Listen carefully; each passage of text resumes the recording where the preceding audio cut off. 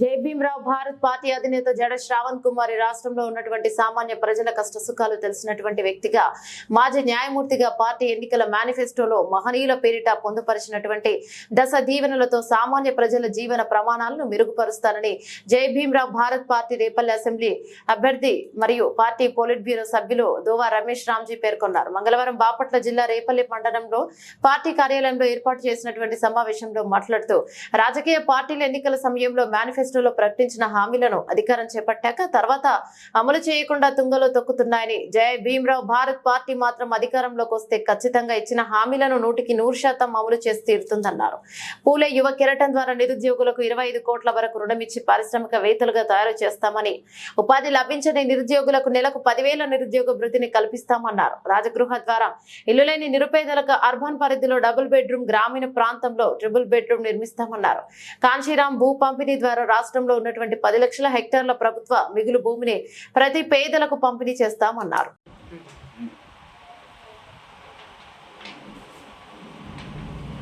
Doctor ఎల్లా ప్రగడ ఆరోగ్య సేవ అనే పథకాన్ని తీసుకొచ్చేసి 5 కోట్ల రూపాయల వరకు కూడా మెడికల్ ఇన్సూరెన్స్ పాలసీని ప్రతి పౌరునికి మేము అందించి జీవితాంతం ఉచితంగా కార్పొరేట్ వైద్యాన్ని ఆసుపత్రుల ద్వారా అందించే పథకాన్ని కూడా మేము పేద ప్రజల కోసం తీసుకొస్తాం. మరి ఈ రాష్ట్రంలో ఈరోజు మనం చూస్తూ ఉన్నాం, రోడ్డు వ్యవస్థ, రవాణా వ్యవస్థ అస్తవ్యస్తంగా ఉంది. మేము జై భీమరావు భారత్ పార్టీగా డాక్టర్ ఏపీజే అబ్దుల్ కలాం ప్రజా రవాణా పథకాన్ని తీసుకొచ్చి ప్రజలందరికీ కూడా ఈ రాష్ట్రంలో ఉచిత ప్రయాణ సౌకర్యాన్ని కల్పిస్తాం.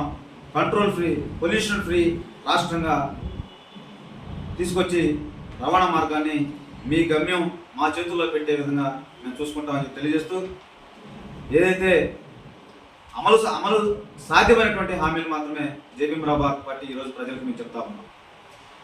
ఎన్నికల్లో ఏ పార్టీలు అబద్ధపు మాటలతో, కళ్ళబొల్లి మాటలు చెప్పి ప్రజలను మోసం చేస్తా ఉన్నాయో వాటన్నిటిని కూడా ప్రజలు గ్రహించి ఈ దేశంలో ప్రజలకు సేవ చేసినటువంటి మహనీయుల పేరిట ప్రజలందరికీ కూడా సమాన అవకాశాలు కల్పించడానికి, ఆర్థిక తోడ్పాటును అందించడానికి ఏదైతే జై భీమరావు భారత్ పార్టీ అధినేత జడా శ్రావణ్ కుమార్ గారు దశ దీవెనల పేరిట ఈ పథకాలను ప్రవేశపెట్టారో, ఈ పథకాలని మేము ప్రజల్లోకి విస్తృతంగా తీసుకెళ్లి 2024 సార్వత్రిక ఎన్నికల్లో జై భీమరావు భారత్ పార్టీని ఒక ఉన్నతమైన స్థానంలో ఉండే విధంగా మేము పాటుపడతామని, నియోజకవర్గ ఓటర్లు కూడా దయచేసి రాష్ట్రంలో ఉన్న ఓటర్లు అందరూ కూడా ఆలోచించి విజ్ఞతతో జై భీమరావు భారత్ పార్టీని బలపరిచి కోటు గుర్తుకు ఓటు వేయాలని చెప్పేసి మేము పిలుపునిస్తాము. జై భీమ్. ఈ రాష్ట్రంలో ఆంధ్రప్రదేశ్ విడిపోయిన తర్వాత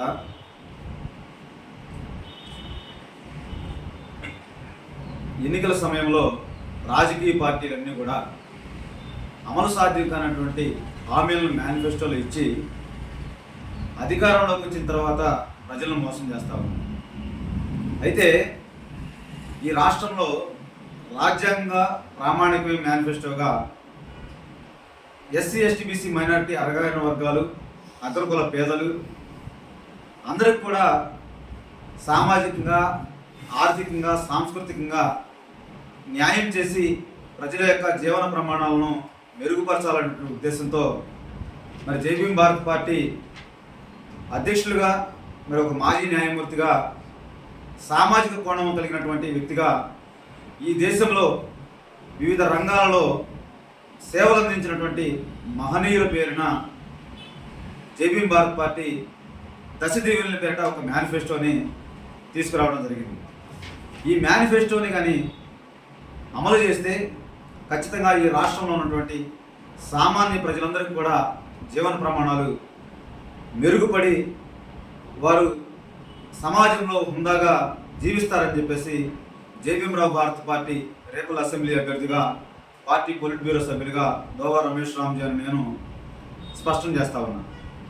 ఈ మేనిఫెస్టోలో ప్రధానంగా పూలే యువ కెరటం అనే పథకం ద్వారా నిరుద్యోగులకి 25 కోట్ల వరకు కూడా రుణాలు ఇచ్చి వారిని పారిశ్రామికవేత్తలుగా తయారు చేయాలనేది మా పార్టీ ప్రధాన ఉద్దేశం. ఎవరైతే ఉపాధి చూపించలేని వర్గాలు ఉన్నాయో, మరి నిరుద్యోగులు ఉన్నారో వారందరికీ కూడా నెలకి 10,000 రూపాయల నిరుద్యోగ వృత్తిని కేటాయిస్తాం ఈ పథకం ద్వారా. మరి రాజగృహ పథకం ద్వారా ఇల్లు లేని పేదలందరికీ కూడా మరి పట్టణ పరిధిలో అయితే డబుల్ బెడ్రూము, గ్రామీణ ప్రాంతాల్లో త్రిబుల్ బెడ్రూము నిర్మించి ఈ రాజగృహ కల్ప ద్వారా పేదలకు మేము అందిస్తాం. మరి మహనీయుడు ఈ భారతదేశంలో బహుజన సిద్ధాంతాన్ని తీసుకొచ్చినటువంటి మాన్యశ్రీ కాన్షీరాం పేరిట ఈ రాష్ట్రంలో 10 లక్షల హెక్టార్ల మిగులు భూమి ఉంది. ఈ భూమిని కోనేరు రంగారావు కమిటీ సిఫార్సుల మేరకు కూడా పేదలందరికీ కూడా పంపిణీ చేస్తామని చెప్పేసి తెలియజేస్తా ఉన్నాం. మరి అపర అన్నపూర్ణ డొక్కా సీతమ్మ ఆమె పేరిట మహిళలకి నెలకి ఒక గ్యాస్ బండని, అదేవిధంగా కర్నూలు సోనా మసూర్ రైసు సన్న బియ్యాన్ని ఇంటి వద్దకే కూడా మహిళలకు అందిస్తామని చెప్పి చెప్తా ఉన్నాం. సావిత్రిబాయి విద్యా దీవెన పథకం ద్వారా విద్యను జాతీయం చేసి మరి విద్యార్థులందరికీ కూడా అంతర్జాతీయ ప్రమాణాల్లో వారికి నైపుణ్యాన్ని, శిక్షణ భరోసా కల్పించేటువంటి పథకాన్ని కూడా మేము కల్పిస్తామని చెప్తా ఉన్నాం. ఈ రాష్ట్రంలో ఉన్నటువంటి గ్రామాలయాలు ఏవైతే పంచాయతీలు ఉన్నాయో వాటన్నిటి పరిధిలో గ్రామ న్యాయాలను జస్టిస్ కృష్ణయ్యర్ న్యాయం పేరిట ప్రజలకి అందుబాటులోకి తీసుకొచ్చేసి మరి ఏదైతే సంబంధించిన చట్టాలు ఉన్నాయో, న్యాయ చట్టాలు ఉన్నాయో వాటన్నింటినీ కూడా సవరణ తీసుకొచ్చి ఇంటి ముంగిటికి న్యాయం అందించడానికి జేపీఎం భారత పార్టీ కృషి చేస్తుందని చెప్పి కూడా మేము తెలియజేస్తా ఉన్నాం. 50 ఏళ్ళు దాటినటువంటి ప్రతి ఒక్కరికి కూడా మాతా రమాబాయి సురక్ష పేరిట పెన్షన్ కల్పించి ఎవరైతే బిడ్డలు చదివించుకుంటా ఉన్నారో తల్లిదండ్రులు వారి తల్లి పేరిట సంవత్సరానికి 25,000 ఆర్థిక సహాయాన్ని కూడా మాతా రమాబాయి సురక్ష పథకం ద్వారా మేము ప్రజలకు అందించడానికి, పేదలకు కల్పించడానికి మేము సిద్ధంగా ఉన్నాం. మరి ఎవరైతే రైతులు భూమిని నమ్ముకున్నారో వారికి రైతుల పేరిట ఇన్సూరెన్స్ను కల్పించి రైతులు విపత్తుల నుంచి ఎదుర్కొన్నప్పుడు వారికి ప్రీమియం చెల్లించే విధంగా వారు పండించిన ధాన్యానికి